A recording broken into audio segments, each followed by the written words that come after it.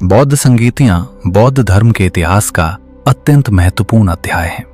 संगीति शब्द का अर्थ है साथ मिलकर किसी विषय का सामूहिक रूप से पाठ या पुनरावलोकन करना।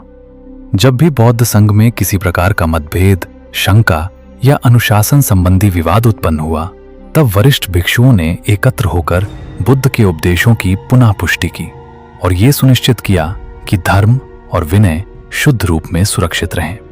इन सभाओं को ही बौद्ध संगीतियां कहा जाता है। परंपरागत रूप से 4 प्रमुख बौद्ध संगीतियों का उल्लेख मिलता है। हालांकि कुछ परंपराओं में इनके अतिरिक्त भी सभाओं का वर्णन है। इन संगीतियों ने न केवल बुद्ध के वचनों को संरक्षित किया, बल्कि बौद्ध धर्म के विभिन्न संप्रदायों के निर्माण और प्रसार में भी निर्णायक भूमिका निभाई। सबसे पहली बौद्ध संगीति का आयोजन बुद्ध के महापरिनिर्वाण के तुरंत बाद हुआ। बुद्ध का महापरिनिर्वाण गौतम बुद्ध ने कुशीनगर में प्राप्त किया। उनके निर्वाण के बाद संघ में ये चिंता उत्पन्न हुई कि अब जब तथागत स्वयं उपस्थित नहीं है, तो उनके उपदेशों की शुद्ध परंपरा को कैसे सुरक्षित रखा जाए। उस समय संघ के वरिष्ठ भिक्षु महाकश्यप ने यह अनुभव किया कि यदि तुरंत कोई सामूहिक प्रयास नहीं किया गया, तो समय के साथ बुद्ध वचन में विकृति आ सकती है। अतः उन्होंने 500 अरहंत भिक्षुओं को एकत्र कर पहली संगीति आयोजित की। ये संगीति मगध की राजधानी राजगृह में स्थित सप्तपर्णी गुफा में आयोजित हुई। उस समय मगध के राजा अजातशत्रु ने इस सभा को संरक्षण और सहयोग प्रदान किया। पहली संगीति का मुख्य उद्देश्य बुद्ध के उपदेशों का संकलन और प्रामाणिक रूप से पुनर्पाठ करना था। इस सभा में 2 प्रमुख व्यक्तियों की भूमिका अत्यंत महत्वपूर्ण रही। एक थे आनंद, जो बुद्ध के निजी सेवक और अत्यंत निकट शिष्य थे। उन्होंने अधिकांश उपदेश प्रत्यक्ष रूप से सुने थे। उनसे निवेदन किया गया कि वे बुद्ध के धर्मोपदेशों को स्मरण कर सुनाएं। आनंद ने प्रत्येक उपदेश की शुरुआत एवं में सुतम अर्थात मैंने ऐसा सुना से की। यह परंपरा आज भी पाली त्रिपिटक में दिखाई देती है। दूसरी ओर विनय अर्थात संघ के अनुशासन संबंधी नियमों का पाठ उपाली ने किया। वे विनय के विशेषज्ञ माने जाते थे। इस प्रकार पहली संगीति में धम्म और विनय का व्यवस्थित रूप से संकलन हुआ।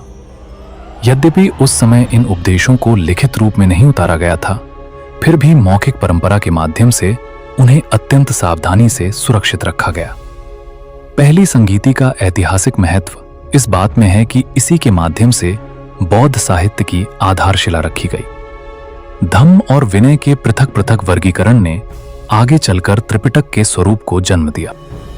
ये संगीति संघ की एकता और अनुशासन की रक्षा के लिए की गई थी और इसने बौद्ध धर्म को संगठित स्वरूप प्रदान किया। दूसरी बौद्ध संगीति लगभग 100 वर्ष बाद आयोजित हुई। इसका आयोजन वैशाली में हुआ, जो उस समय एक समृद्ध गणराज्य था। इस संगीति का कारण संघ के भीतर उत्पन्न अनुशासन संबंधी विवाद था। वैशाली के कुछ भिक्षु विनय नियमों में शिथिलता बरत रहे थे। उदाहरण के लिए वे धन स्वीकार करने, दोपहर के बाद भोजन करने और अन्य ऐसे कार्यों की अनुमति दे रहे थे जो मूल विनय के विरुद्ध थे। इन 10 विवादास्पद बिंदुओं को लेकर संघ में मतभेद उत्पन्न हुआ। इन मतभेदों को सुलझाने के लिए दूसरी संगीति बुलाई गई। इसमें 700 भिक्षुओं ने भाग लिया, इसलिए इसे सप्तशती संगीति भी कहा जाता है। इस सभा में विनय के नियमों की पुनः पुष्टि की गई और ये घोषित किया गया कि वैशाली के भिक्षुओं द्वारा अपनाए गए 10 आचरण विनय के विरुद्ध हैं। परिणाम स्वरूप संघ में विभाजन की स्थिति उत्पन्न हुई। एक पक्ष स्थविरों का था, जो कठोर अनुशासन के पक्षधर थे, और दूसरा महासांघिक कहलाया, जो अपेक्षाकृत उदार दृष्टिकोण अपनाता था। यही विभाजन आगे चलकर बौद्ध धर्म के विभिन्न संप्रदायों की आधारभूमि बना। तीसरी बौद्ध संगीति का आयोजन मौर्य सम्राट अशोक के काल में हुआ। यह सभा पाटलिपुत्र में आयोजित हुई, जो उस समय मौर्य साम्राज्य की राजधानी थी। सम्राट अशोक ने कलिंग युद्ध के बाद बौद्ध धर्म को अपनाया और धम्म के प्रचार प्रसार को राज्य नीति का अंग बनाया। लेकिन जब बौद्ध धर्म को राजकीय संरक्षण मिलने लगा, तब अनेक लोग केवल लाभ प्राप्त करने के उद्देश्य से संघ में प्रवेश करने लगे। इससे संघ की शुद्धता पर प्रश्न उठने लगे। इन परिस्थितियों में तीसरी संगीति बुलाई गई। इस सभा का नेतृत्व मोगलीपुत्र तिस ने किया। उन्होंने संघ को शुद्ध करने का कार्य किया और उन भिक्षुओं को बाहर किया जो अनुशासन और सिद्धांतों का पालन नहीं कर रहे थे। इसी संगीति में कथावत्थु नामक ग्रंथ की रचना मानी जाती है, जिसमें विभिन्न मतों का खंडन और स्थविरवाद की स्थापना की गई। तीसरी संगीति के बाद अशोक ने बौद्ध धर्म के प्रचार के लिए विभिन्न देशों में धर्मदूत भेजे। उनके पुत्र महेंद्र और पुत्री संघमित्रा को श्रीलंका भेजा गया, जहां बौद्ध धर्म का स्थायी आधार स्थापित हुआ। इस प्रकार तीसरी संगीति ने बौद्ध धर्म को अंतर्राष्ट्रीय स्वरूप प्रदान किया। चौथी बौद्ध संगीति के संबंध में विभिन्न परंपराओं में भिन्न मत मिलते हैं। थेरवाद परंपरा के अनुसार चौथी संगीति श्रीलंका में आयोजित हुई, जहां पहली बार त्रिपिटक को लिखित रूप में लिपिबद्ध किया गया। यह कार्य अत्यंत महत्वपूर्ण था, क्योंकि इससे पहले समस्त बौद्ध साहित्य मौखिक परंपरा में सुरक्षित था। जब अकाल और राजनीतिक अस्थिरता के कारण भिक्षुओं की संख्या घटने लगी, तब यह आशंका उत्पन्न हुई कि यदि मौखिक परंपरा टूट गई तो धम्म लुप्त हो सकता है। अतः त्रिपिटक को तालपत्रों पर लिखकर सुरक्षित किया गया। महायान परंपरा के अनुसार चौथी संगीति का आयोजन कुषाण सम्राट कनिष्क के समय कश्मीर में हुआ। इस सभा में संस्कृत भाषा में ग्रंथों का संपादन किया गया और महायान विचारधारा को बल मिला। इस संगीति में अनेक आचार्यों ने भाग लिया और बौद्ध दर्शन के गूढ़ सिद्धांतों को व्यवस्थित रूप दिया गया। इन चारों प्रमुख संगीतियों ने बौद्ध धर्म के विकास में महत्वपूर्ण भूमिका निभाई।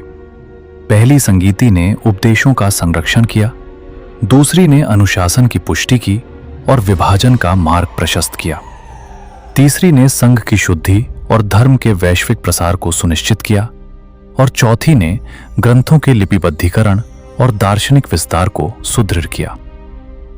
बौद्ध संगीतियों का महत्व केवल ऐतिहासिक नहीं, बल्कि दार्शनिक और सामाजिक भी है। इन सभाओं के माध्यम से ये स्पष्ट होता है कि बौद्ध संघ लोकतांत्रिक परंपरा का पालन करता था। निर्णय सामूहिक रूप से लिए जाते थे और किसी भी मतभेद को संवाद और विमर्श के माध्यम से सुलझाने का प्रयास किया जाता था। ये परंपरा उस समय के लिए अत्यंत प्रगतिशील थी। यदि हम गहराई से देखें तो पाएंगे कि बौद्ध संगीतियां केवल धार्मिक सम्मेलन नहीं थीं, बल्कि वे बौद्ध धर्म की आत्मा को सुरक्षित रखने का माध्यम थीं। इन सभाओं के कारण ही आज हमें त्रिपिटक और बौद्ध साहित्य उपलब्ध है। यदि ये प्रयास न किए गए होते तो संभवतः बुद्ध के उपदेश समय के प्रवाह में विलुप्त हो जाते। अंततः ये कहा जा सकता है कि बौद्ध संगीतियां बौद्ध इतिहास की रीढ़ हैं।